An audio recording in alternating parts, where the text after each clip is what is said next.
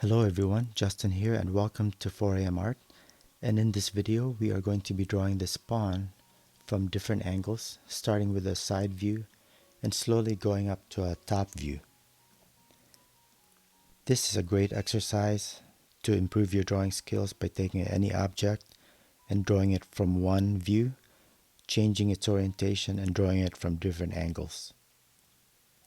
So as we draw this pawn from a side view, you'll see that there are some straight lines to make this outline. But of course we know that there are no straight lines in a pawn.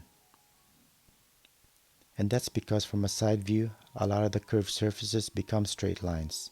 So here we've got the hip, and as we change the angle, the straight line slowly becomes elliptical until it becomes a full, complete circle from a top view.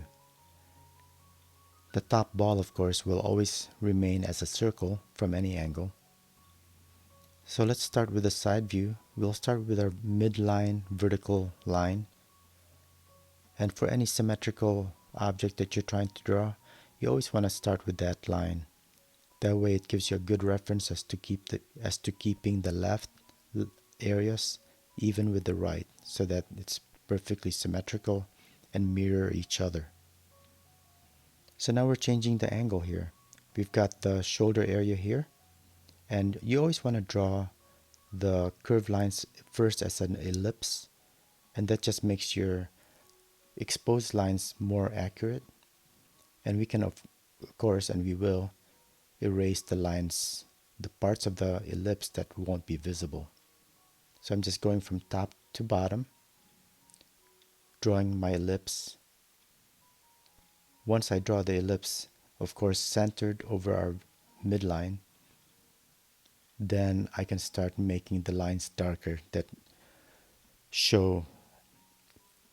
make my lines darker for the exposed parts of the ellipse. So we're going more vertical now. Now the total height, of course, will get shorter and shorter as we go towards more a top view. Now if you look at these ellipses, they're becoming more circular.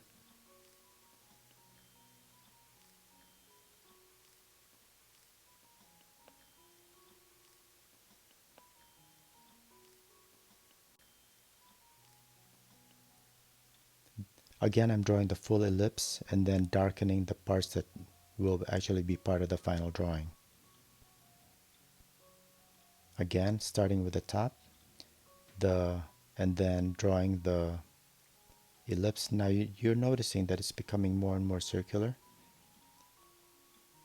In this case, I'm not drawing the full ellipse, but that just comes with practice. And notice again that it's become shorter and shorter as far as the total vertical height of the drawing. So once you're at the top view, all you've got now are the full circumferential circles that just go over each other. At this point we can erase our lines, and here's a little bit more graphic representation of what we did. We've got our straight lines slowly becoming elliptical, and as we progress they become more circular until it's just a set of circles that are concentric with the top view.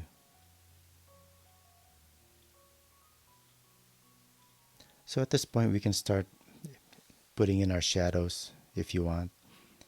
And what I like to do with these is just to draw the shadow line, which gives me a nice reference as far as where I can put my hatch lines. Okay, you just need to be cognizant too that as far as where the shadows are gonna lie. For example, the shoulder right here, we'll cast a shadow onto the stem. So that's pretty much it. Make sure you try this technique and practice. I love chess, and so I tend to draw a lot of chess pieces because I think they're nice and challenging. So I hope you found this video helpful and useful. If so, please like and subscribe. and I will see you next time. Have a great day. Bye.